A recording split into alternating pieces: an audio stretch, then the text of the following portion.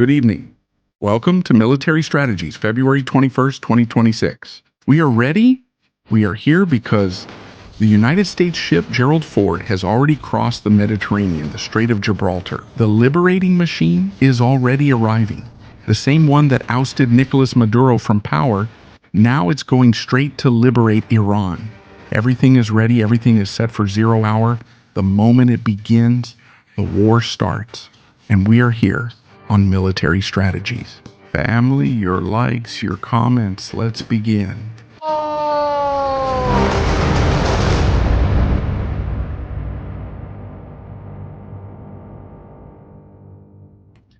Very good evening, family. Welcome to Military Strategies. Those of you watching the replay don't know what happened. We had to do a double intro. So you see that it's not written with CHATGPT or anything. It's just whatever comes to our mind. That's how we're telling it tonight on Military Strategies exclusively. Friday Shabbat Shalom. We've got footage. The Israel Defense Forces has already sent us the video for this week. New terrorists arrested in Judea and Samaria. I'll just give you the spoiler. Don't go anywhere because there will be explosions, gunfire, struggles. There's going to be everything. We've got it all. The Iranian Navy has moved. It has set sail. Where have they gone? Here we know it in Military Strategies. And as it couldn't be any other way, there is the liberating machine. Anti-dictators. The United States ship Gerald Ford has already crossed the Strait of Gibraltar and is heading to Israel. That and more. Also, with the Israeli Central Command, which has given instructions for the people. We're going to clarify all this. We're going to talk about it. We have Donald Trump, who has also spoken about Iran. We also have explosions in Lebanon over here. There's a barbecue going on. It's a bit cool in southern Lebanon. Have the Israel Defense Forces gone to turn on the heater so they don't get cold? All that and more tonight on Military Strategies. Thank you for joining us live. Live broadcast things, guys. Live broadcast things. Soon you will understand why it wasn't working, why this wasn't happening properly, why it wasn't flowing well. Relax, you'll find out. I'm going to tell you something exclusive. An exclusive, all right? Something that only happens once in a lifetime, just once. Subscribe.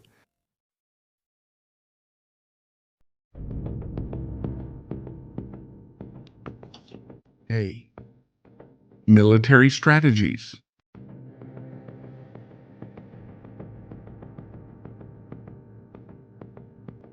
Has had an encounter.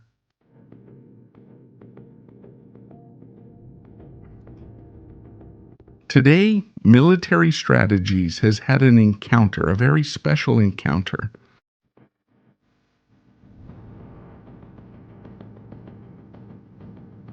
At about 11,000 meters of altitude.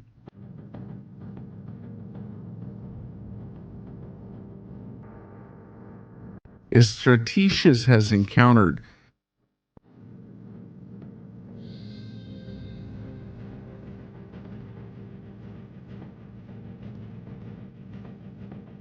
some airplanes that were not passenger planes. Today, Strategies has seen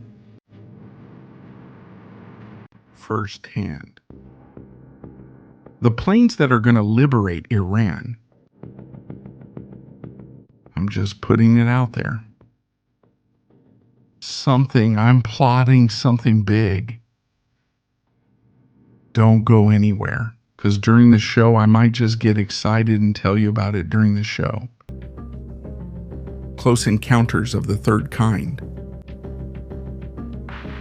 Everything has happened. Today, everything has happened. The aircraft carrier that crossed the Strait of Gibraltar, a P-8 plane that started flying in this area, looking for any threat to the aircraft carrier. Then it disappeared. It reappeared. It's heading at full speed toward the eastern Mediterranean.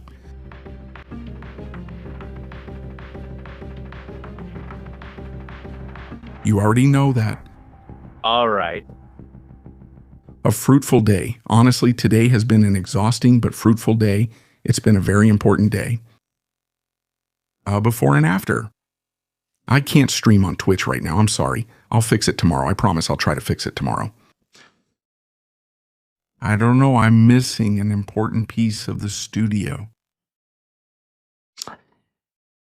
I haven't seen this decombobulator yet. I haven't seen it in action. I think I'll see it soon.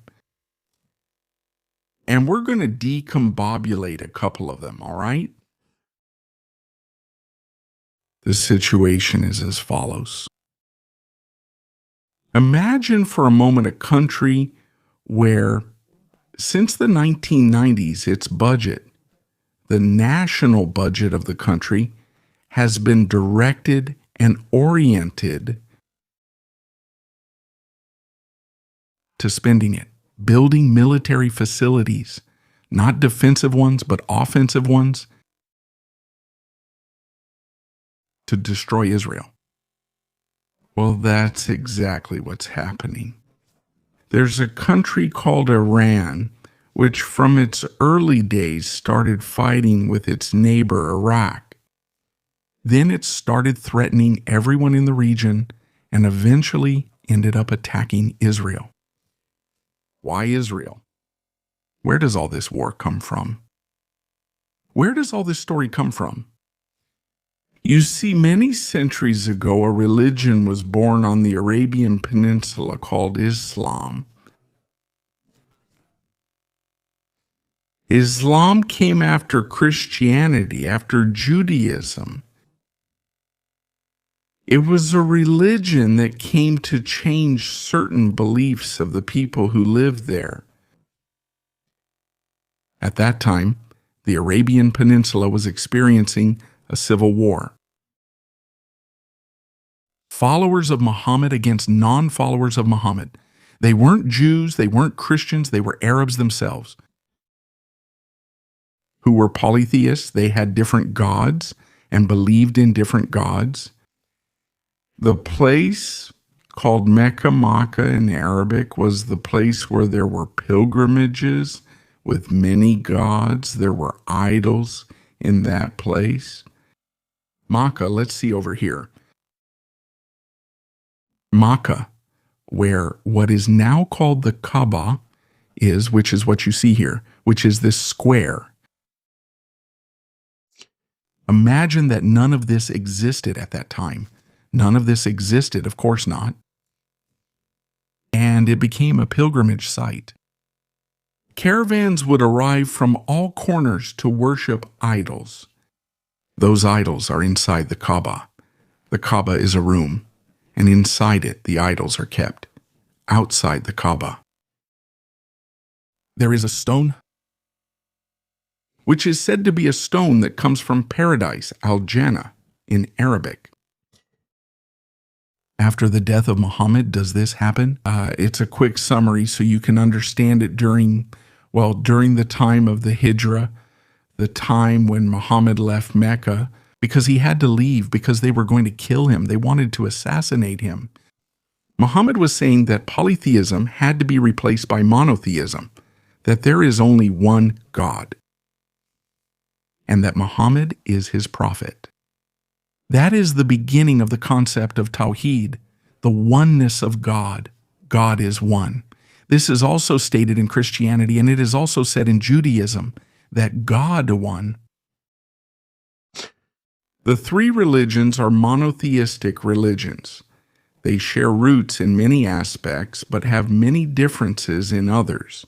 I'm not going to give a theology lesson here today, but I want you to understand where the story comes from, so that later you can understand the name of the missiles.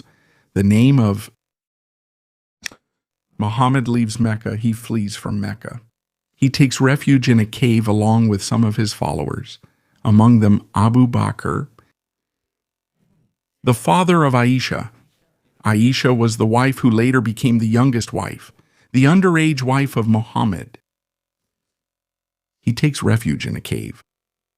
The people of Mecca, the Meccans, were looking for him to kill him, and supposedly a miracle happened there from God. sent some spiders. They built a spider web at the entrance of the cave, and it looked like no one had entered there for a long time, while Muhammad was sleeping. Those planning to kill him saw the cave hadn't been entered in a while, so they didn't go in. Muhammad seeks refuge outside of Mecca. He moves to different places, to different locations. He asks a Christian king for help, and this king gives him refuge.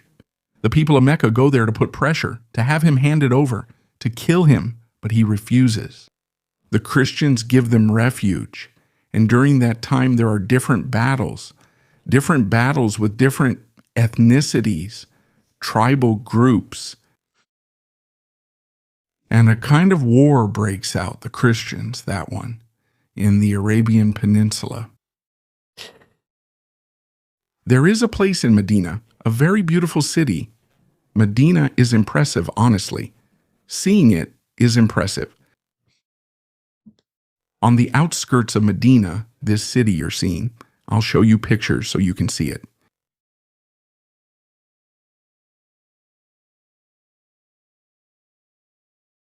Esta ciudad. On the outskirts, there was an oasis in the desert. By the way, according to Islam, it is said that Hagar, the woman who was abandoned by Abraham, who gave him a son, according to Islam, Ishmael, was abandoned by Abraham near Mecca. This is Islamic theology. I'm not saying this is correct, I'm just trying to explain it to you. People aren't familiar with this, don't understand it, and don't know where the connections come from. All the stories. Abraham leaves her to her fate and says, God will take care of you and your son, and he disappeared. The angel made water spring from the earth, right where Mecca is.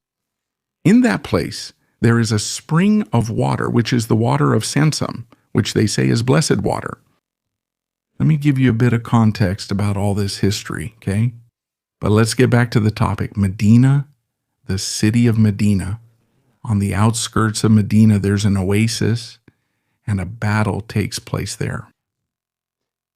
The Prophet Muhammad, or Muhammad, however you want to call him, for some, he's a prophet. For others, he's nobody. For others, a terrible being. I won't discuss theology and respect all religions. In this program, he establishes a battle against the Jewish tribes that were settled in the oasis of Khaybar. Khaybar? Khaybar. It's a word you're going to hear a lot for a long time, in the coming weeks, in the coming days. It's a place that's here in this area.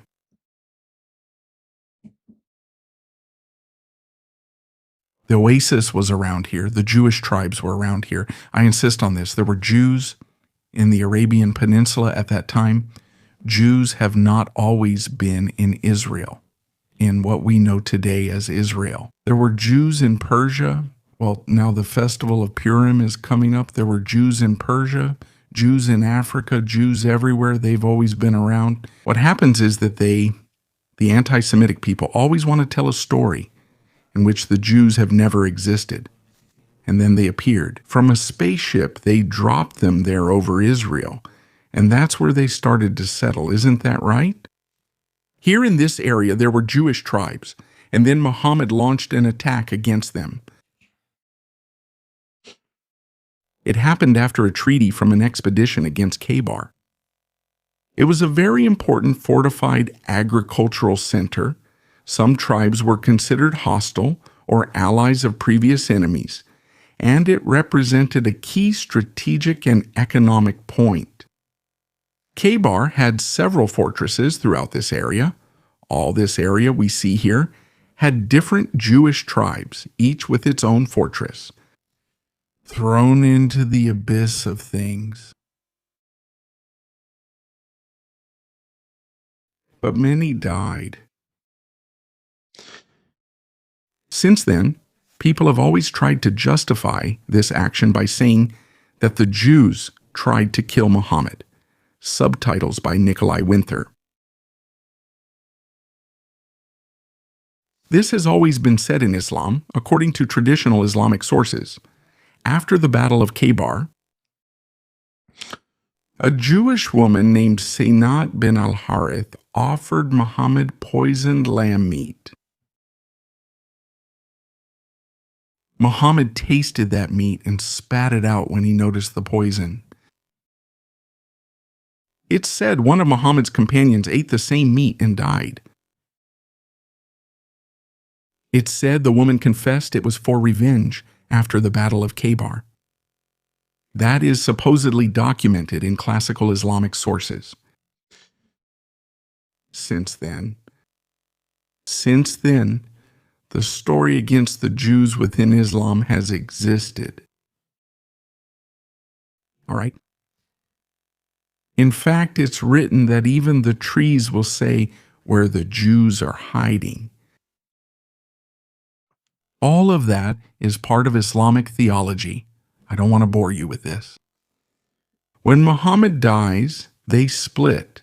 Two branches are created: the original branch of the Sahaba, the followers of Muhammad, and the heir to Muhammad's caliphate, or the spiritual leader after Muhammad. Some say it's Abu Bakr, the father of Aisha, Muhammad's youngest wife. That's the family, the Sunni branch. And others say it's Ali.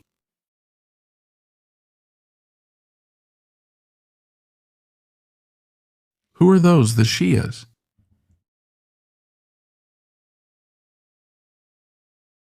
Do you realize?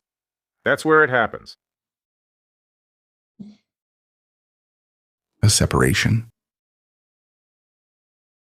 Ali was the son-in-law of Muhammad, husband of Fatima, Muhammad's daughter, and supposedly the fourth caliph of Islam. He is the central figure of Shiism.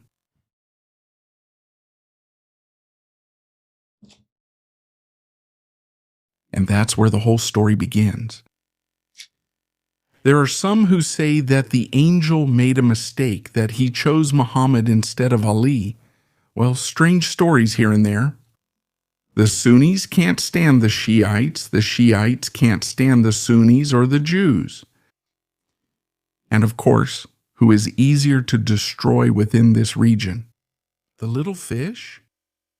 The little fish is Israel. The thing is, it's not a small fish, it lives in a small pond. But it's a giant, it's huge, it's a giant, because its people, the people of Israel, have survived everything. Pandemics, invasions, expulsions, diaspora, gas chambers, persecutions, bombings, attacks. Let's say that being Jewish doesn't mean we're going to say it's being a superior race, but they sure are resilient. And this, of course, really bothers the Iranians. It bothers them so much that they spend their entire annual budget on building ballistic missiles, wanting to build a nuclear weapon, wanting to fire at Israel and destroy entire cities. That's their obsession. That's what they aspire to among all their ambitions. At what point in history are we right now? We are at the moment in history, family, when Israel is facing an existential decision. This is no longer, we want. We do, we think, we negotiate. No, this is not. These are not crusades. This is not a military campaign. This is existential. If the people of Israel does not neutralize the threat posed by a country the size of Iran with the military capabilities they have built, if it does not eliminate that threat, Israel is going to have a problem, and a serious problem. And it's not just military strategy saying this. It's not just me. Anyone with common sense says it. If you've been following this community, you already know how far they're willing to go. Donald Trump himself said this very thing today. What can you expect from a people who are capable of massacring 36,000 people in 48 hours? It's sad, but 32,000 people were killed in a relatively short period. And they're going to be very, very, very, very... 36,000 people just in the first 48 hours, POTUS. The direct executions in the street lasted for more than a week. 36,000 your people, your folks, your Shiites, your Muslims. Imagine what these people, these very same people, are going to do.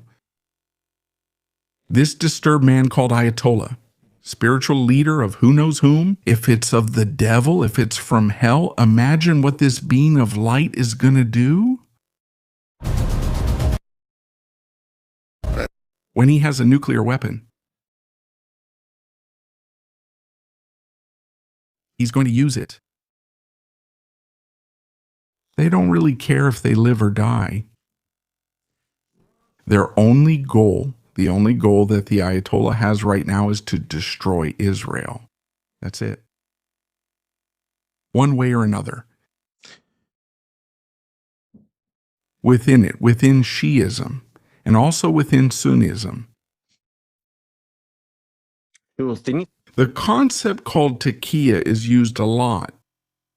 Taqiyya is allowing a Muslim to lie to the enemy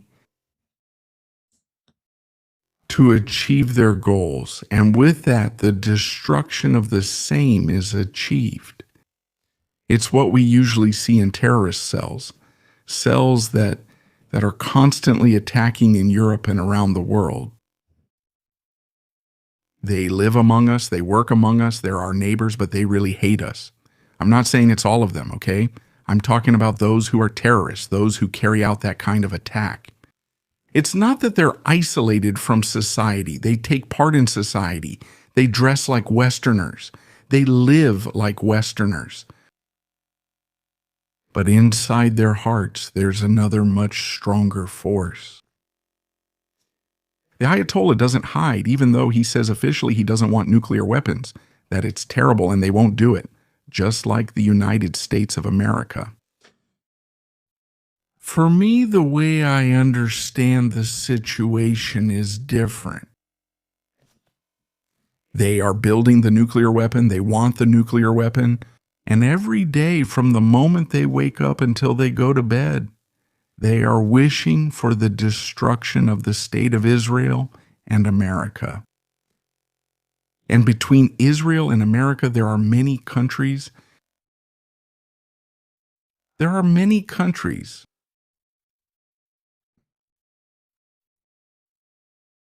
There's Europe, there's Germany, there's Italy, there's Poland, there's France, Spain. Spain has experienced this in recent years. I am Spanish. Something incomprehensible, out of place, or hard to understand. Things that are happening or occurring.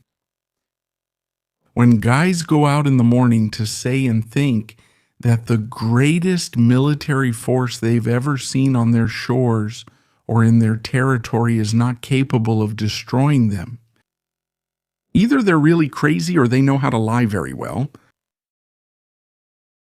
I think there are people from both groups, but that most of them are really crazy.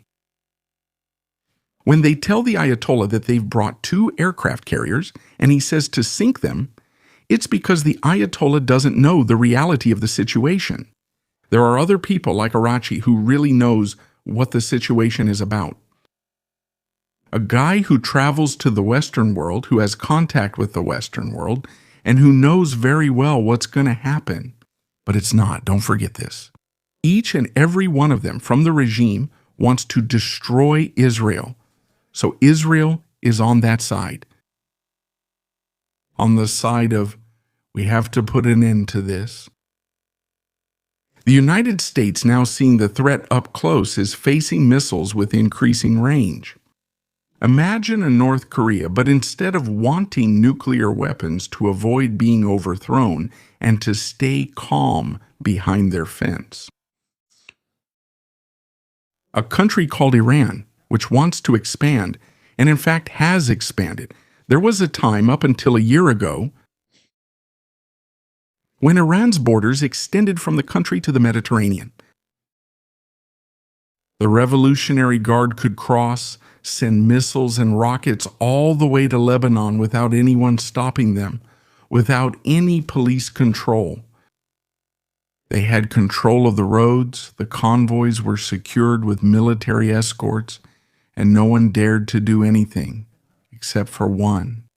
Israel was bombing the arsenals in Aleppo, bombing the arsenals in Tartus, attacking the Mashiaf area, and they raided an underground facility in the Mashiaf area.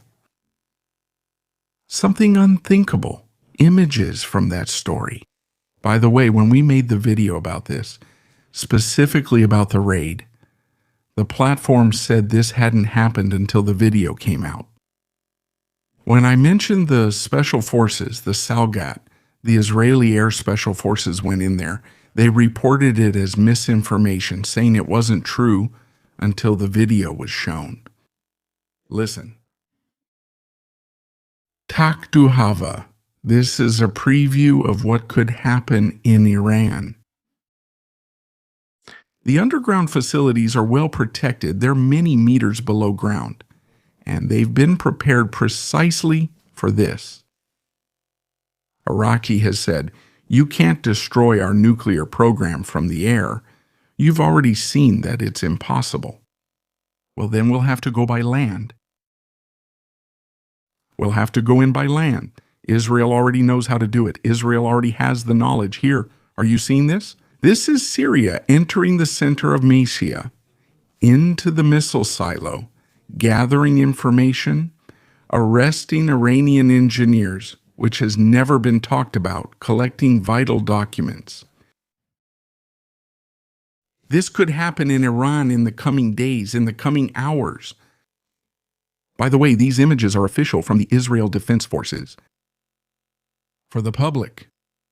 I want to make something very clear on this channel because I saw some comments yesterday. No information is given to the enemy that could endanger anyone's life. This is public information. If a random person on Twitter knows about military strategies, they'll know, since they have a department of 400 savages gathering information 24 hours a day. They probably aren't very smart, given how things are going for them, but they have them. I'm not going to give them any advice. All right, as we were saying, are we talking about the story itself or what we're seeing, the operation, the famous assault operation in Syria? Do you see the missiles there? These are the missile canisters. Iran is a country that has been sending weapons to Lebanon, to Yemen, so that people kill each other. It's a country that endangers regional and global security, responsible for attacks all over Europe. Get ready for the map we're going to show you tonight because you're going to be amazed. Iran has a map showing where there are Jewish-owned companies or businesses all over the world, all over the planet. All this money you're seeing in weapons, this isn't free. That's the money of the Iranians. That money should be for building schools, hospitals, medicines, water treatment plants. Haven't they spent that? Tunnels in Lebanon, tunnels in Gaza, tunnels everywhere. Iran is the one who paid for October 7th. Iran is the creator of October 7th. Hamas is the executor. Hamas alone could never have done it. They couldn't even dream of it. Hamas didn't have the capability on its own. Who brought the weapons into these tunnels? Was Iran. For a while, they were taking advantage of international aid money, but the weapons there in Gaza are from Iran. They come from Iran. They were smuggled in, and they are directly responsible for October 7th. If they were able to do it, how could they not do it again? Look at where they've dragged us. Thousands of people dead, people kidnapped for nearly 3 years, broken families, anti-Semitism all over the world. A communications apparatus that has been creating chaos. I still remember the words from when I saw Nasrallah's first speech. When he declares war on Israel and tells the Western world to take to the streets to protest against Israel. A guy who hates, who hated because he's no longer with us thanks to Israel. That problem is gone. Nasrallah is gone. A guy who hated everyone. Jews, non-Jews, Christians, non-Christians, homosexuals, lesbians, transsexuals, whatever. He gave them hate, a lot of hate. Well, all of that is Iran. Iran is the same country that has women enslaved, where they marry them for hours to whitewash prostitution. Prostitution is forbidden in Islam, but Iran, through its ayatollahs, creates a fatwa that says there can be contracts for hours. You come to make everything halal, everything permitted before God. You arrive. If you like a woman or want to hire the services of a woman of loose morals, you come with a little piece of paper. You sign Dear Moxta. Moxta. You sign for 4 hours, this woman is my wife. For 4 hours, she's divorced. That's it. To this, we've come to all this. This is where the story of Iran has come. Along with their friends, the Houthis, also funded by Iran, responsible for one of the greatest famines happening on this planet, the Houthis. But they focus on launching missiles and drones against the United States of America, sometimes against their aircraft carriers, their ships, and other times they do it against Israel. Yes, against Israel they do it too. This video, for example, shows a drone that was coming from Yemen and was intercepted by Israel. Israel has to spend part of its national budget, or a large part of its national budget, on defense, on planes, on weapons. They say that Israel is a country that has a lot of weapons and a lot of stories, but it actually has few compared to what it should have. Because there are people who want to massacre them. So since there are people who want to massacre them, Israel has a lot of taxes, and a large part of that budget has to go precisely to preventing that. That these guys who are no longer with us, luckily or fortunately, faded to black. Has the screen faded to black? They're no longer with us to harm us. The Harisadet and all these people, we see them around here. It's just terrible. This is scary. This is scary. All these people who spend millions and millions of dollars on building missiles like the Sahaf 3 to launch them against Israel. Or if they have to be eliminated according to Israel's current policy, they're not here anymore. Salam and Salih Saidi's are no longer here. Now they're cubes. Do you see these little cubes here? Now their images are there too. Their images are there, but the problem remains. The problem is this. Underground, they launch missiles, many missiles. This can't be fixed with negotiations in Paris, Milan, or Panama. There's only one way to fix this. It's called war, and war is sometimes tough, very tough. People die, it's despicable. But sometimes there's no other option. Unfortunately, sometimes there's no other option. Unfortunately, sometimes. There's only one thing left to fight, because if you don't, your home could fall. A missile like this, well, that's what's left of the missile. That's the missile booster that falls on a roof. While your children are sleeping, you're sleeping. It could fall on you. While you're driving. A lot of things can happen. Many, many things. The 12-day war, the previous wars, all the wars that the people of Israel have had to endure are existential. They have always wanted to do incredible harm, always. They, I insist, the only thing they want is to cause terror in a population that wants to live in peace, calmly. Living in Israel is among the most beautiful places on earth. It's chaos, but it's a chaos that people like. Terrorism? People who attack other people? Imagine living like that 24 hours of your life. Complicated, right? Do you dine out with your partner and sometimes not return? Because there are thousands of fanatics raising flags saying, "Death to Israel, death to the United States, curse the Jews." This is what the world either doesn't understand or doesn't want to see.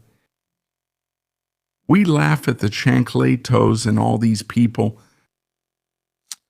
Because of the chancletos, these people from Yemen, every time we go to an airport, we have a limit on the amount of liquids we can bring.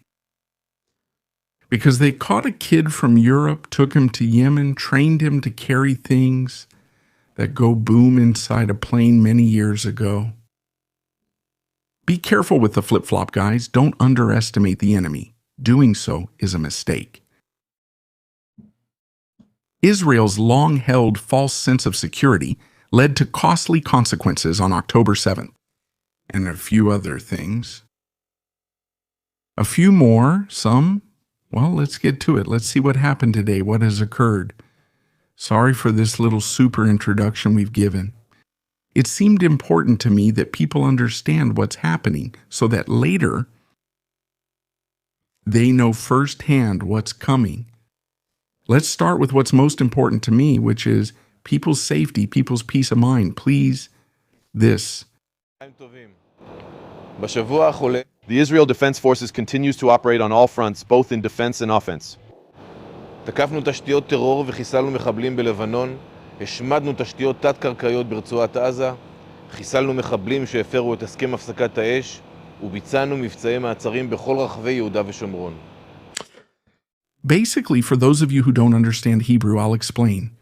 We are monitoring regional developments and we are aware of the public discourse regarding Iran. On maximum alert in defense. Our eyes are open in all directions and our finger is on the trigger more than ever. In response to any change in the operational reality, there are no changes in the instructions. Please adhere only to the announcements from the Israel Defense Forces spokesperson and the Home Front Command through official channels. Only on social networks, messages from Isabel are being circulated in groups. Reduce activities to a minimum. There is an alert. Please stay calm, because that's not the case at this moment. It could change in 5 minutes, which is also true, but that's not the case right now. Right now, people, normal, calm life. There's no need to panic more than we already do, since just knowing there's a country that wants to destroy you is enough. But right now on the Central Command page, Pikuda Odez, there is no alert or any alert like what we saw during the 12 days of war. People need to stay close to shelters. You need to have supplies. You should gather with less than 5, 10, or 3 people, or 10 people, or 50 people. Are public events being canceled? There is none of this. Right now, there is no kind of threat like that. For now, but that could change tonight. So you need to keep following sources on this topic. Then we can speculate about whether planes are coming or not, whether there will be an attack or not. But serious matters like these about public safety must be followed. The official sources are ultimately responsible for the security of the state, and they are the ones who have to shed light on the shadows that exist right now. All right? Here's the news we've been waiting for. Recently, a video falsely claimed the United States ship Gerald Ford was crossing the Strait of Gibraltar. Military strategies, he commented and said, "I'm not going to confirm that video because I don't think it's real." Today, the Gerald Ford has crossed the Strait of Gibraltar. It did so during the day, not at night. I thought it would do it at night to avoid drawing attention, but the United States doesn't want to hide, just so you know. They want Iran to know that a mega fleet is heading their way. 3 more, another 2 or 3 destroyers. 6 destroyers in the Eastern Mediterranean could come together to launch cruise missile attacks, guided munitions. But this aircraft carrier would have something or an even more important role in this whole story. This aircraft carrier could be used to defend the airspace of Israel and its allies, Jordan, Saudi Arabia, Kuwait, and the whining of the Ayatollahs who want to attack because there are American bases. This aircraft carrier could be the missing security guarantee in the tactical deployment within Israel, a deployment that is happening right now. It has been going on for weeks and includes the Aero Defense Systems, the Terminal High Altitude Area Defense System, and the Patriot system. David's Sling, the Iron Dome, and everything else that is necessary. Thank you. Even up to... It has already been deployed. And this is a bit confidential. The iron beam, but a special iron beam on mobile vehicles to control the northern flank and the drones that might come from the southern and eastern flanks. Israel and the United States of America are deploying vehicles with laser weapons. It's not a secret either. We know they exist. It's not a mystery. All for the security of Israel. Meanwhile, there are other allies who don't seem to be on the same page. Subtitles by Nikolai Winther, News. United Kingdom. Bans the United States from using its military bases to launch attacks against Iran, specifically Diego Garcia, and a base in the United Kingdom so that the B-1S, B-2S, and B-52s cannot take off from there. This has created a crisis, an unimaginable crisis, in which Marco Rubio is going to meet immediately with the Minister of Foreign Affairs of the United Kingdom to ask her for an explanation. Let's see where that leads. What do we know? What can we say? Well, the following. Let's go to the map.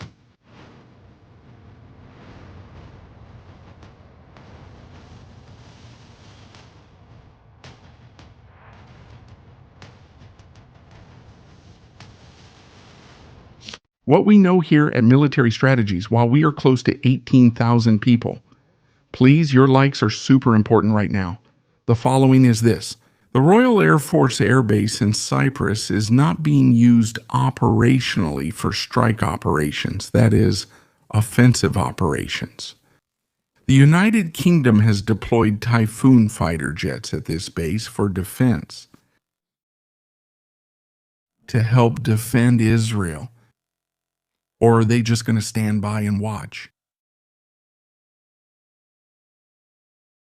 We don't know.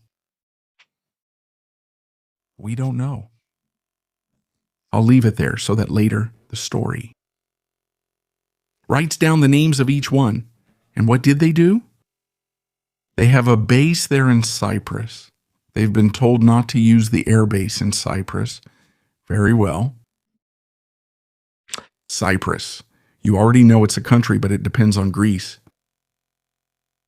Greece is Israel's biggest ally in the Mediterranean since ancient times, and because the enemy of my enemy is my friend.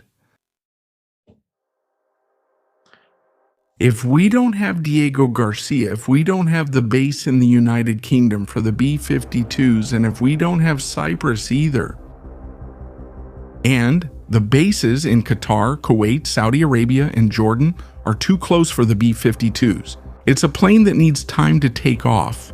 A surprise attack in a matter of minutes could destroy them on the runway, on the ground. What option do we have for the B-52s?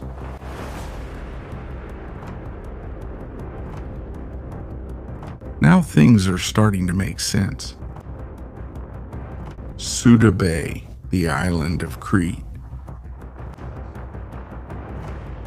This airbase could allow B-52 planes to take off.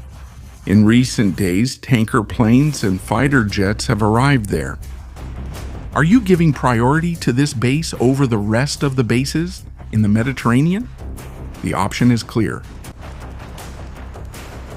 To allow having the option of controlling the Mediterranean without involving Turkey or the United Kingdom.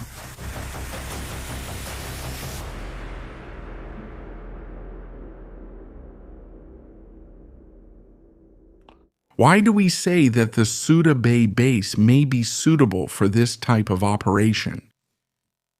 It's not usual, because usually Diego Garcia and the United Kingdom are used. Imagine the following situation happens. From the United States of America, the B-52s and B-2S take off fully loaded with munitions. They cross the Atlantic, cross the Mediterranean, reach Iran, and drop their payload. And they have to return. To refuel, change crews, and go out again normally, the ideal option would be Diego Garcia. But last time it wasn't like that. The B-2S returned directly from where they departed. It was a round-trip mission. Nothing happened. There are crews inside the planes who can handle such a long journey, but that takes a toll. Many things can happen. Hundreds of variables can occur. Skies can change. Even the tanker plane, the one that has to refuel the aircraft at that moment, might not work due to a technical failure, or the weather conditions might not be suitable. The United States needs to have a nearby base that allows it to land if necessary, or simply use it as a logistical hub. That's exactly what they're doing these days with Suda Bay. Why Suda Bay? Why is that base so important? Why has it become so necessary now? That base? It has nothing less than 2 runways, each 3,500 meters long.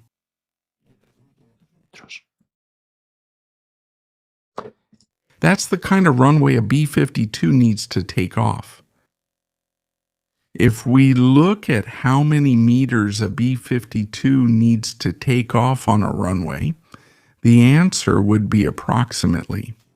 I remember when we were watching it, with a maximum load more than 3,000 meters. Under demanding conditions, 3,500 meters, that runway, the one we're looking at, could get close to that point. What does the concept of maximum load mean in a B-52? What? The next concept? The plane takes off loaded with ammunition to the top and with little fuel, almost practically empty of fuel. The goal is to maximize the payload capacity at takeoff, not with fuel, but with weapons, to load the maximum number of weapons possible. And right after takeoff, in-flight refueling takes place. That's why there are tanker planes in Soda Bay, waiting for the B-52s to be able to take off, load the fuel, and head towards Iran. That would be one of the explanations for why so many tankers have arrived at that place. Historically, they could have used Sicily, they could have used Aviano, they could have used Cyprus. But geopolitics rules. The United Kingdom doesn't want to get involved, and that's not going to stop the United States. For that, Bibi Netanyahu has been traveling to Greece all this time. Netanyahu has been strengthening his alliance with the Greeks. Netanyahu. Look at the last few months and go look for him. Bibi visits them. Bibi signs arms contracts, military cooperation. That's how politics works. You give me, I give you. It's a barter that can save lives. The B-52s can take off from there and would be at an ideal striking distance from Iran. Not too far, not too close.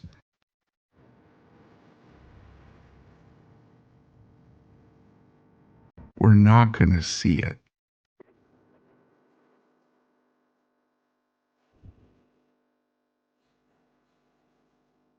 (2,500 kilometers from Tehran).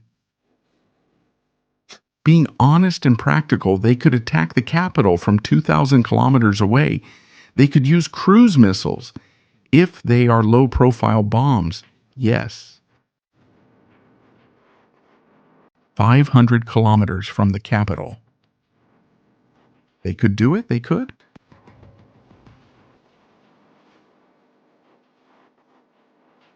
This is the area.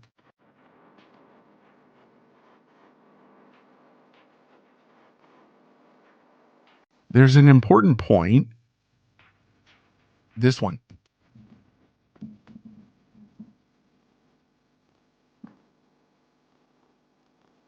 The B-52s fly very high. They drop the munitions from a great altitude. They drop them. It allows the munitions to fall gradually and increase the range and increase problems. What does this have? Problems with radar visibility. The munitions, nowadays air defense radars can see them unless they are very modern munitions, very selective, with a low radar profile. Baja firma radar. The United States has them. But wouldn't it be better? Wouldn't a more interesting route be to launch those munitions? Like the Tomahawk missiles that cover themselves with the profiles of the mountains. Just look at how this whole mountain range stretches out. Cruise missiles have a telemetry and mapping system that adapts their altitude to the terrain. Any obstacle they encounter, they'll overcome it. They'll jump over it. That's how it was done many times during the Gulf War, and it's one of the ways they attack. That type of missile is the preferred one by the United States of America. The cost to capability ratio is the most important thing for them. They have others that can be launched from high altitude radar signature that have different capabilities. Israel has them too. But if they're going to launch cruise missile attacks to reach Tehran, they can do it by covering themselves with the mountains, with the mountain profiles. All this that we see around here, because Iran wouldn't have a chance. Because before launching those kinds of missiles, we have the F-18S, the F-22s, and the F-35s doing air defense. And how are they suppressed? By creating a corridor that goes from the border with Iraq all the way to Tehran. You can make two corridors. I'm going to draw two of the options for you. Some make more sense, others less. Notice that if we look closely, between Tehran and Iraq, there are 2 points that are operationally important for the regime. First, there's Tabriz in the northeast, which we see here, point number 1 and point number 2. Kermashan, near the border with Iraq, and Khorramabad, also near the border with Iraq. If we manage to create a corridor by suppressing anti-air defenses and, in the process, destroying Khorramabad, Kermashan, Madam, where there's also another missile base for Iraq, which is located here. The nuclear reactor that was destroyed was under construction. It was destroyed, thank God, in the War of the 12. If we follow that entire route, we have some very interesting targets. That would be to create a corridor to isolate what is the capital, Tehran. A corridor like the one we'll see now.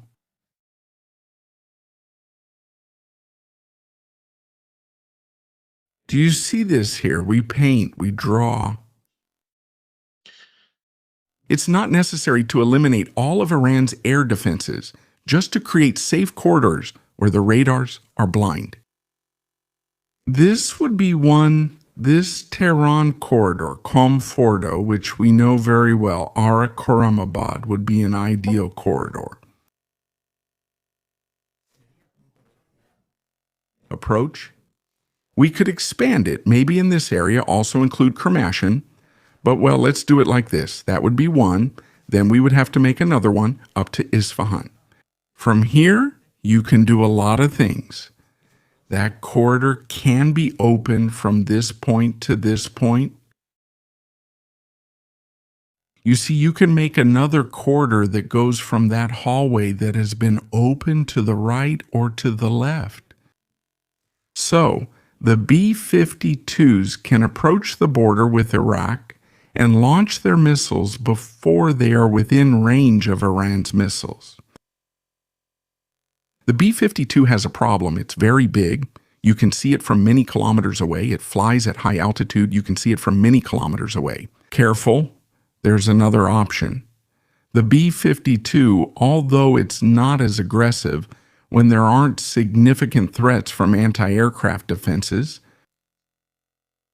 it can carpet bomb. What's that? They fill it all the way up with free-fall munitions, bombs. It flies at low altitude over an area where the enemy is, like a military base, for example, passes by and wipes it out. That happened, for example, during the attacks in Afghanistan, in the Kosovo War. That kind of operation also happened in many places, when there are no longer any significant anti-aircraft defenses, radars, or long-range anti-aircraft defenses left. He does it. That kind of ammunition is cheap and causes a lot of damage. Can it be used? Would the B-2S have fewer problems? Low radar signature. They are planes that don't need as much suppression of air defense to get in. They can drop the bombs, the GBUs, to penetrate the bunkers and eliminate them. But this is the important part of this story, taking out the radars. This can be done on the ground with special operations. Or it can be done with fighter jets, with suppression of enemy air defenses. That's why the F-16s have been put to work by the Wild Whistles, who have come from South Carolina, specializing in suppressing air defenses. There's also an important detail. Do you remember a few weeks ago when we published the photo of 2 Mossad members on a mountain with telemetry equipment? What is it in the Gulf War?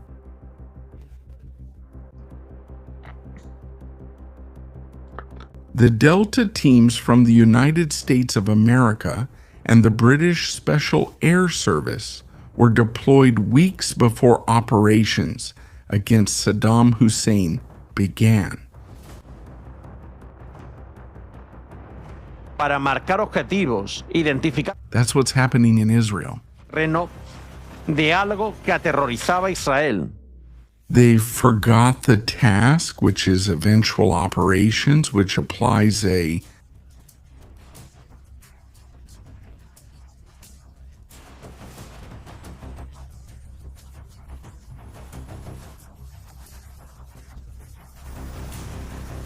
Thank you, Neil. Times have changed. Now, sometimes it's no longer necessary to deploy special operations teams. We have drones. We have drones that can mark targets with their laser in the middle of the night. And the munitions that are launched can reach there with total precision. Sometimes it's about avoiding exposing your troops by using technology. That's why a lot of people are saying now, well, with the Gulf War, there were 50 aircraft carriers. That's not enough to bring down the regime in Iran. The combat conditions are completely different. Military technology has changed. Now there are new weapons. There are new weapon systems. The military structure changes completely, and so do the objectives. Nowadays, it's no longer necessary to invade a country to get rid of a dictator. For example, Nasrallah, Saifeddin, and a few others who have been taken down. Sinwar was also taken down in a special operation. Janil Special Operation. Sometimes it's much easier than we think. Having the right planes with the right technology, things get a lot faster. And that's it. That's where we are right now. All right, let's continue with the news about what's happening. Look at this photograph. Look at this amazing photo. What you see in this photo is the Gerald Ford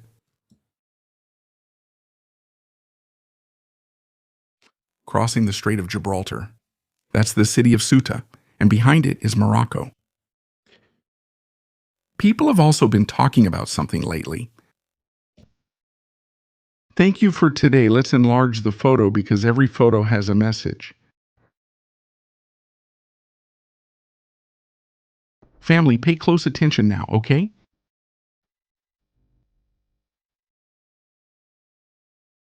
There it is. Let's enlarge it. Let's enlarge it. Gerald Ford. The most modern, most lethal aircraft carrier of the United States Navy, with the best technology ever created.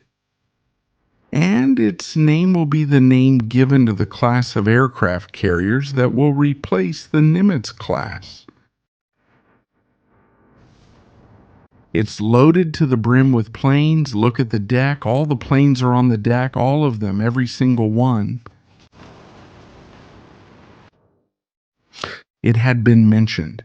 In recent weeks, there had been talk that it might travel without its embarked air wing, and that the planes could be waiting in Greece or somewhere else. No, that's not the case. There we can see the F-35s, the F-18S, the early warning aircraft. The aircraft carrier comes loaded and ready to arrive and strike.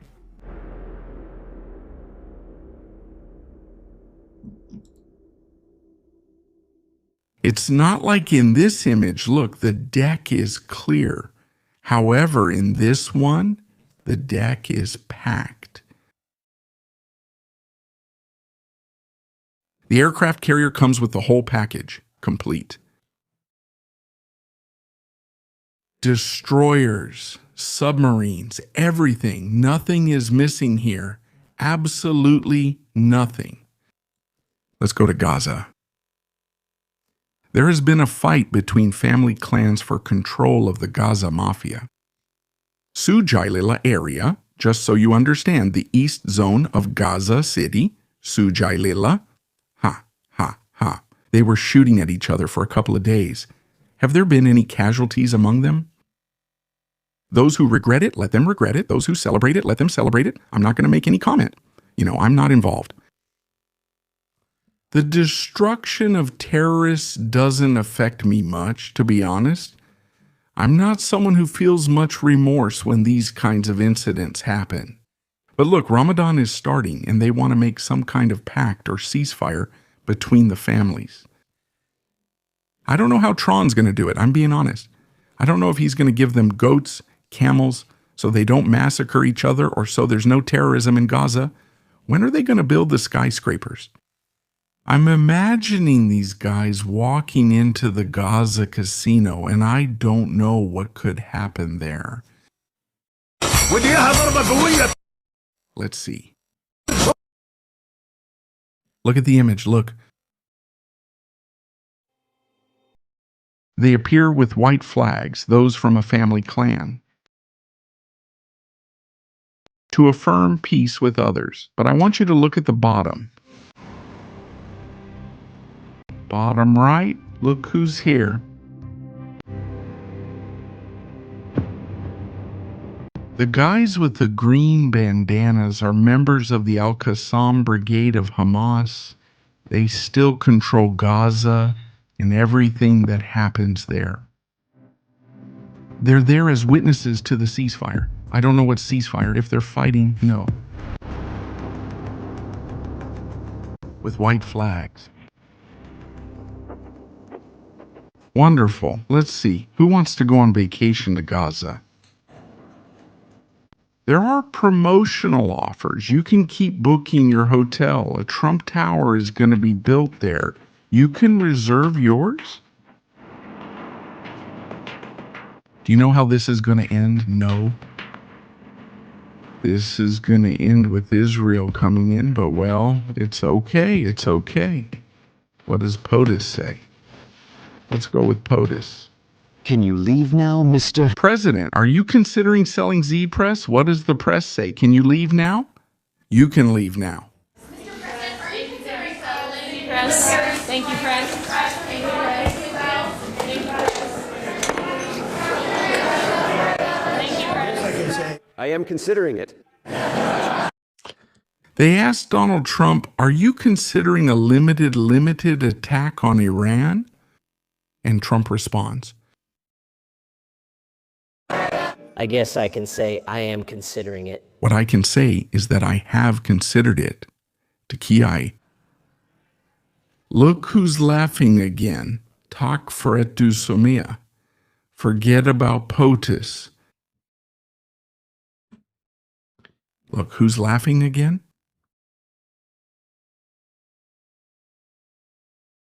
They asked Trump, are you considering limited? And Trump replies, yesterday he was laughing on the plane. Today he's laughing in the press room.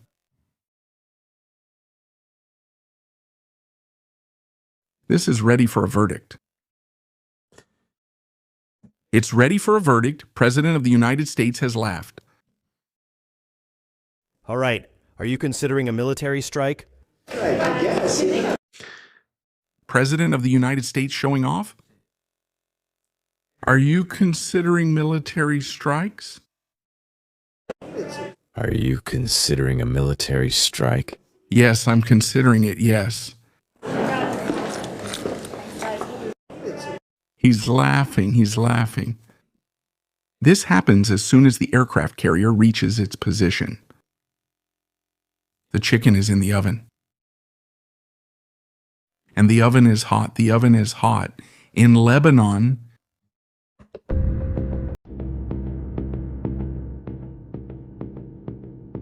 things go flying out of there.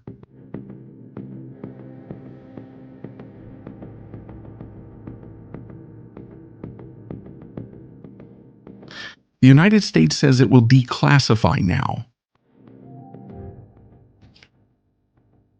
Unidentified flying object, Alliance Heezer documents, they transform. I'm going to step aside. I don't want to get splashed. MEP, I'm coming to the right side. Please look at the upper left side. This is Lebanon. This very night. I'm going to put the cursor here. Let's see if you spot any aliens flying around this area. Everyone pay attention.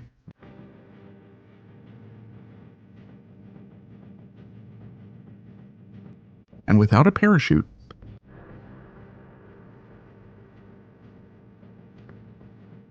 Reverse forward without a parachute. What happened there?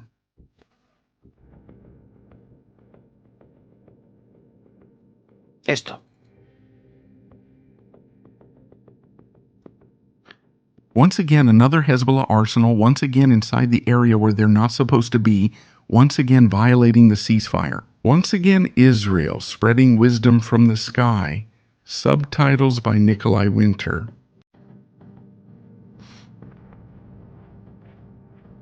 Is that how it works?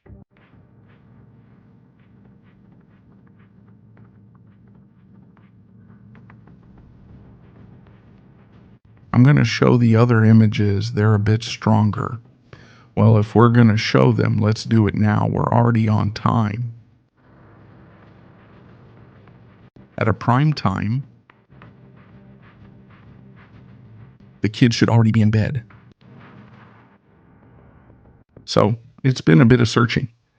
The UFOs and aliens that had flown away are out there, looking around trying to see, to hear something. He quickly gets to the Hezbollah cars to try to make his presence known.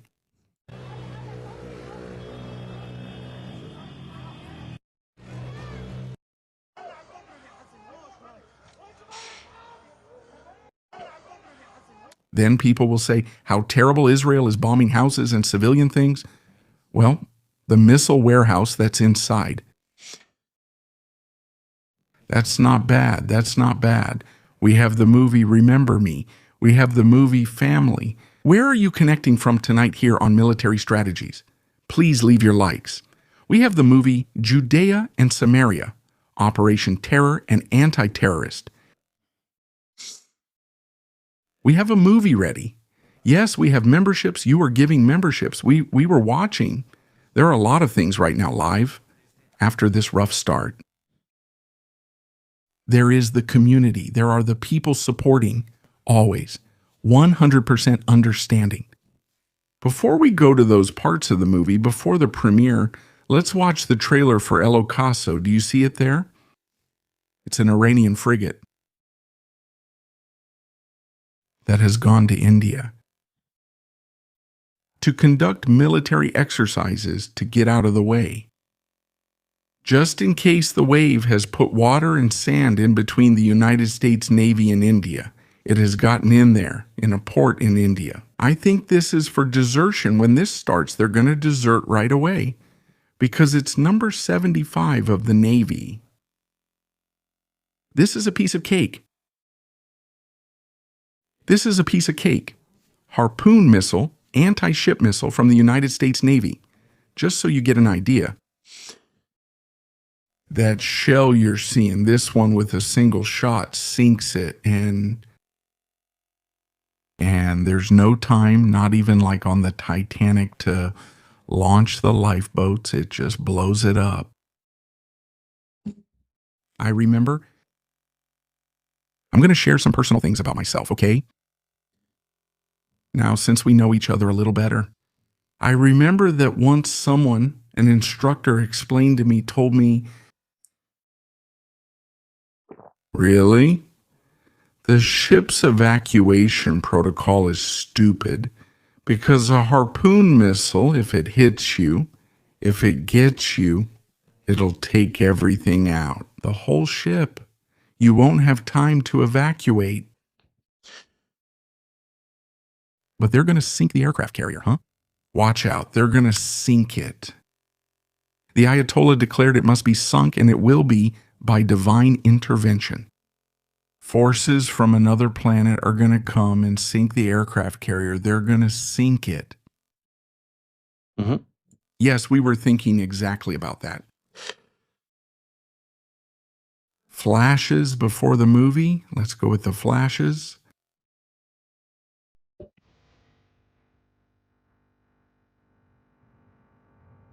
Flashes of the situation right now.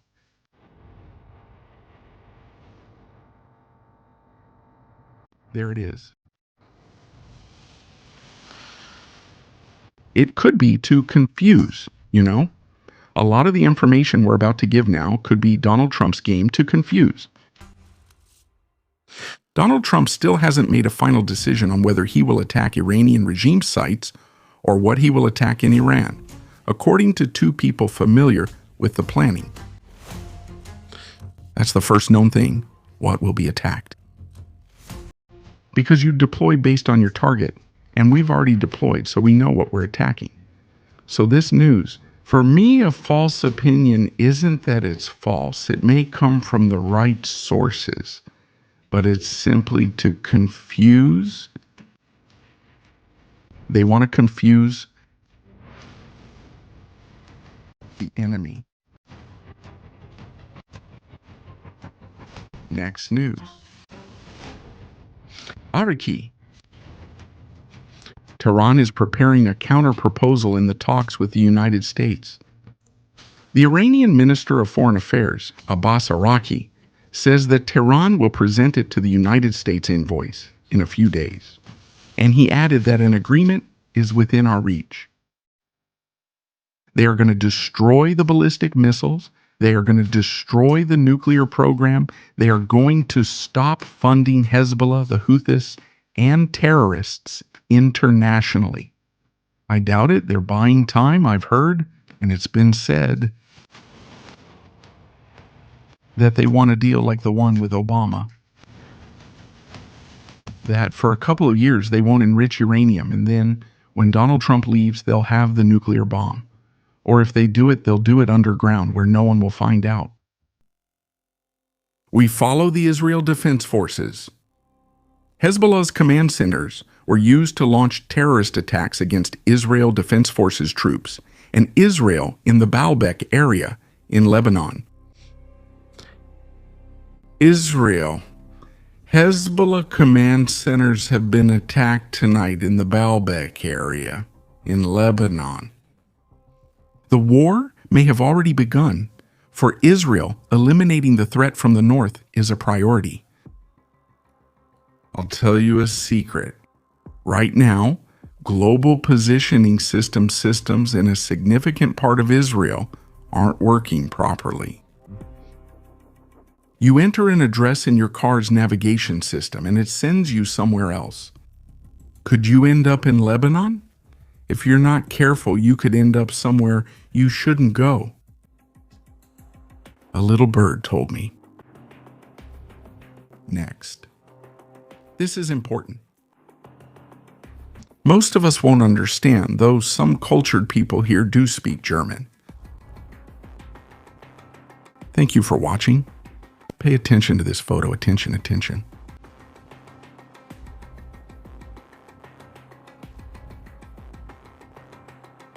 The German embassy in Tehran has once again urged German citizens to leave Iran immediately. The situation in Iran and the region remains tense. Further deterioration of security and military clashes cannot be ruled out. Therefore, we urgently remind German citizens of the call to leave the country. Please note that in the event of an escalation, the German embassy in Tehran and the Federal Foreign Office would likely only be able to provide very limited assistance for departure. Please use the available options to leave the country. Poland did it yesterday. Poland told Poles outside of Iran to leave quickly, very quickly. Do you remember we were talking yesterday about the tanker planes in Bulgaria at Sofia Airport? We have the photo here. Let's bring it back. It's an archive photo from yesterday. Officially, NATO has said that those planes are there for a military exercise. Thanks to 6 Stratotankers in Bulgaria.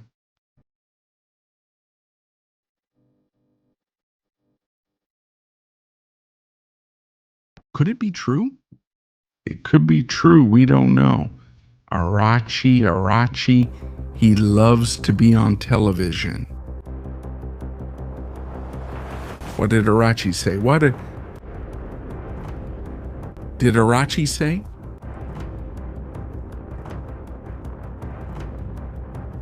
There is no military solution for the Iranian nuclear program. This was proven last year. They couldn't destroy our nuclear program. Well, if it couldn't be destroyed last year, we can try again. We can try for more than 12 days. How about a couple of months? Let's see who gets tired first. Antaeus. If the Ayatollah or the United States, Iraqi is getting fired up, huh? Iraqi is getting really, really fired up. Another guest. This one is new. Every day we're adding people to the story. This is starting to feel like Netflix. Always bringing in new actors. We've got a new one joining us. Pay attention to this one, the enlightened one of the day. That's what I say. These people have a very, very diminished sense of reality in their lives. Amir Hayat Mokadam. El Mocha. Things have gotten a bit out of context for him. Member of the Iranian Parliament's National Security Committee, former general, from the Revolutionary Guard, El Mocha says, it's not impossible for a United States aircraft carrier to be sunk or for United States soldiers to be taken prisoner. Iran's strategy is not to start a war, but it is fully prepared for confrontation if one breaks out.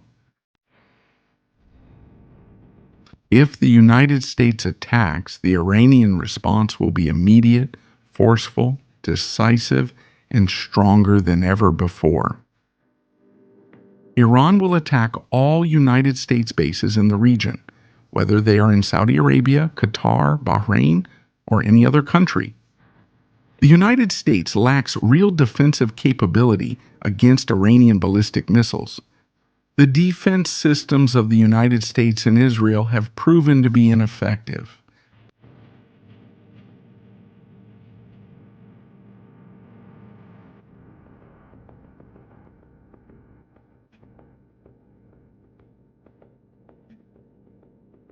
Mocha has gotten fired up, huh?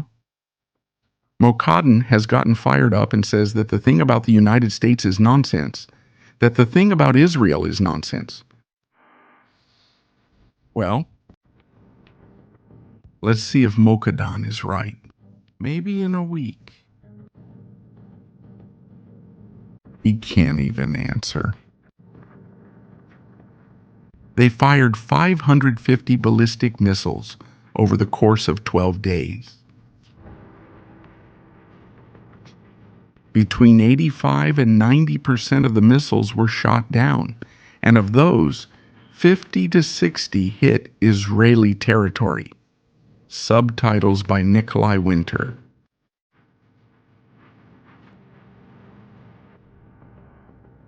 Out of 550-60 missiles broke through the shield. Now that we have more planes, more destroyers, more air defenses, and we've reprogrammed the defense systems, how many will get through? It's a mystery. They'll launch over 550 missiles in 12 days, yes. Can they do it? By the way, there's another toy that the United States has deployed in the Jordan area. Just a couple of hours ago, I was reading that the United States was making a huge mistake by grouping all the aircraft at the Jordanian base at the airport. What the satellite images haven't shown is the number of anti-air defenses placed around there, including one of my favorites, the CRAM. Undetermined date. This is Iraq. It's not recent. Listen. The system detects a drone approaching the base, a drone launched by the Shia militias funded by Iran. Again, Iran once more. Look at what happens. Oh, I can hear it. The drone is there. There it is. Do you see it? There it is. There it is. There it is. Look at that, bro. Whoa! Oh shit! Es Impressive. Mucha gente lo conoce. There it is. There it is, Kai. Dispara todavía mucho mejor, con mejores sistemas de detección, mejores sistemas de alcance, usando inteligencia artificial. Hi. The movements of aircraft, cruise missiles, rockets, Spain. Drones. A ballistic missile can try. That's not its purpose, but the system will try. If it detects something in the sky, it'll shoot at it. I've seen simulations where sometimes, if you manage to do it with the CRAM, you can shoot it down at the last second. A ballistic missile also depends on the speed of that missile. It depends on a lot of things, but it's not made for that. Please pay attention. I've zoomed in on the video so you can better see how it works. The ships of the United States Navy have this system along with other point defense systems, point anti-aircraft defense systems. That is short range, but very effective. This would be the last line of defense or defense against new types of threats, such as drones. Oh, I can hear a drone. Can I hear a drone? He says. Right there, you see it. How about that? Yeah, there it is. Look at that, bro. Woo! Yeah. Oh, shit. It's a cannon that fires ammunition at an incredible rate. So many rounds per second. This is massive. And on top of that, that ammunition is also being fired at the same time. The timing of its explosion is set to create a kind of cloud of fragments at the exact moment it needs to hit the target. It's very difficult for a subsonic cruise missile to get past this kind of defense, and for a drone, it's practically impossible. You'd need to launch many in a saturated attack to exhaust the system's ammunition. Then, if you break through, the drones will get through. The United States has deployed these systems. They have them in Iraq, they have them now in Jordan, and they have probably deployed them in Israel as well. Joe Biden and Kamala Harris. Grandpa Joe didn't want to give them to Israel during the Lebanon war. Meanwhile, in Israel, they are trying to adapt their air defense systems for Hezbollah's drones provided by Iran. Joe Biden decided it wasn't a good opportunity to help Israel by sending them the CRAMs to place on the Lebanese border and shoot down those drones and rockets.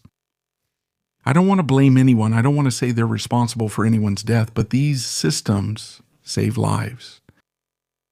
Kamala Harris didn't want to share them with Israel, maybe because it wasn't the right time, but at that moment, Israel had to invent their own, quickly. And, well, as always, adapting to whatever storm comes our way, that's how we go, So, well, this system's pretty good. Now, yes, family, the time has come.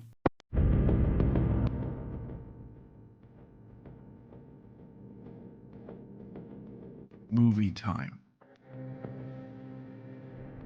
Take your seats, your drinks, popcorn. Thank you for watching the video. We are going to see an anti-terrorist operation in Judea and Samaria to capture a dangerous terrorist.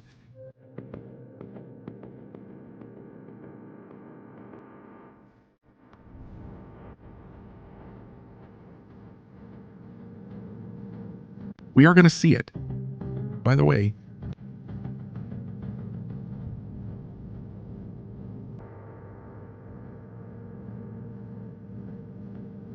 the Ayatollah has started posting videos again.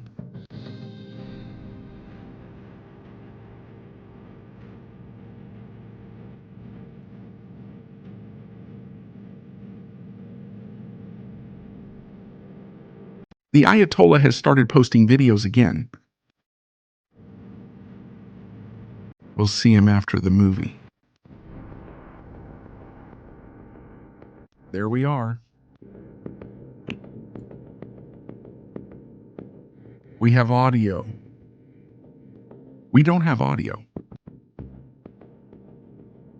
Everyone ready? Family, let's see those likes. We want likes right now. Let's get those likes, those super chats. Let's set the super chat goal now. Again, you already know that to support the channel, you can also do it through PayPal. And with super chats. Mossad doesn't pay us, okay? Let's see if tomorrow we can improve the connection. Let's do it. Let's see.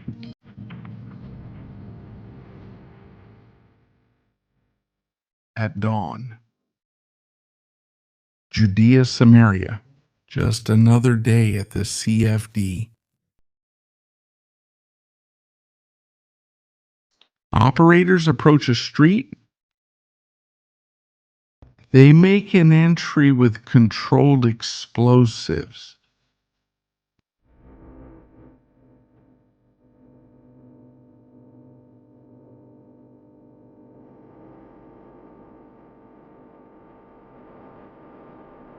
There we see them entering quickly, storming the house, tense moments, a building. One person detained. Quick extraction. Let's go for the second one. Snipers on the rooftops. Thank you for watching. Securing the position for extraction. Arresting the second suspect. And extracting them.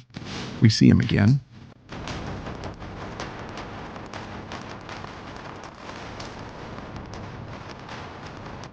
Oh my God.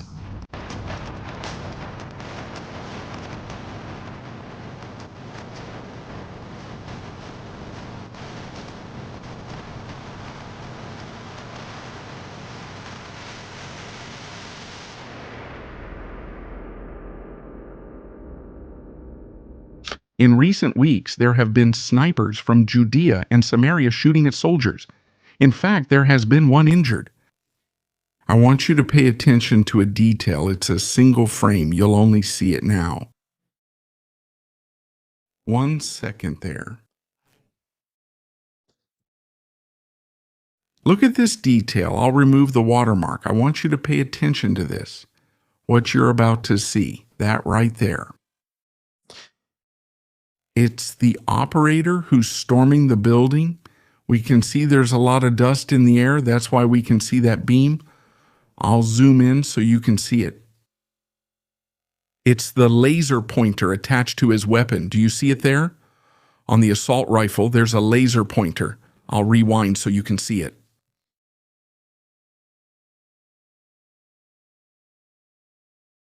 One of the fingers on his left hand, well, if he's right-handed, he shoots with his right hand. The left hand is underneath. The handguard of the weapon, the laser is on, and there's also a flashlight. The flashlight obviously is to see any kind of difficulty there is to light up, but it also works. This is very important to dazzle the enemy. You go in there, they can't see you. You point it at their face, and they still can't see you. They don't have time to see you. No. It's the element of surprise. It's the element of surprise. A grenade is used to assault as well once the door is broken, and that's it. And to create confusion. And it's a complicated situation. Notice that there's no railing. It's a very narrow staircase. They have to go up very quickly. They're coming from a lower position, meaning there could be an enemy here covering that staircase. I'll move to another area so you can see better. There, they come from a low area. They have to go up quickly. It's clear that there must have been an intelligence cell watching the house for hours with a drone to know how many people are inside. Realize that there are about 4 or 5 operators who are carrying out the assault. They're using silencers, which is important. Look here. The rifle has a silencer. I'm switching my camera again. Let's get out of here. We're flying here in tonight's home cinema. It's got a silencer. The ones we see here on the building's terrace are covering sectors. They're watching for enemy approaches that might come from the street. No.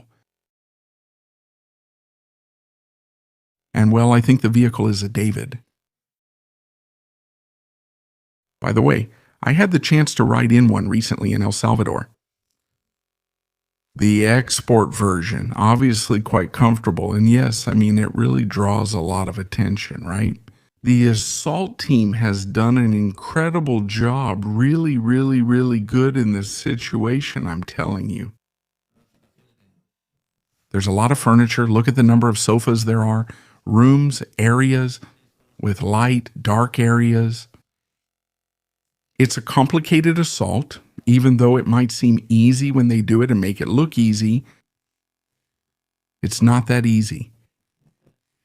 You have to look at these doors with glass that distorts silhouettes. They can see an enemy could be behind that door, and you might not see them. They could be back there on a couch with backlighting, and you still wouldn't see them. They could be behind a couch, and you wouldn't see them. They might be on the second floor, out of sight. Could they toss a grenade at you? It's a very, very, very precise job, down to the millimeter. It has to last just seconds.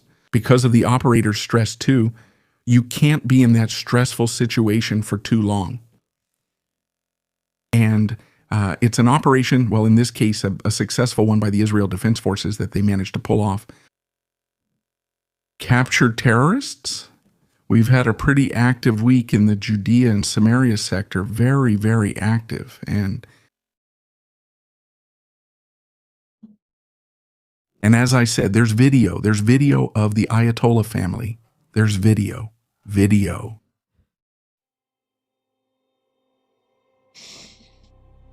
Now, the Ayatollah doesn't just want to sink an aircraft carrier anymore. With every passing minute, the Ayatollah is getting more and more confident at her age. It's something to think about. The Ayatollah situation is worth considering. Now, Ayatollah, would you like to have wet dreams about the Ayatollah?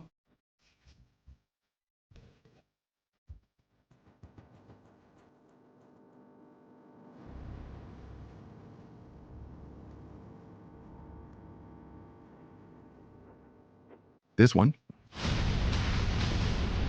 Now, the Pentagon wants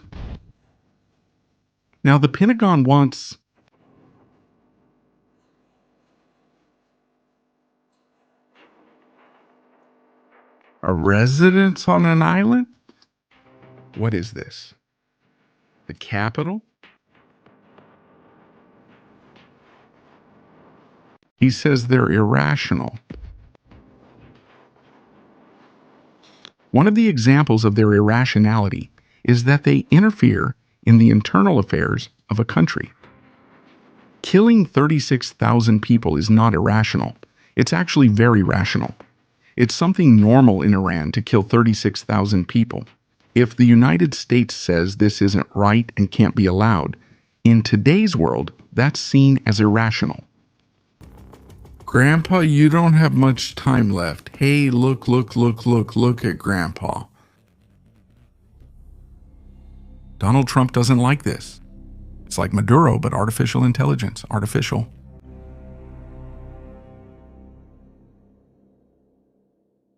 Things aren't going to go well. Things aren't going to go well at all for them. Family, thank you so much for being live with us here on Military Strategies. Thank you for all those super chats. We've had a lot.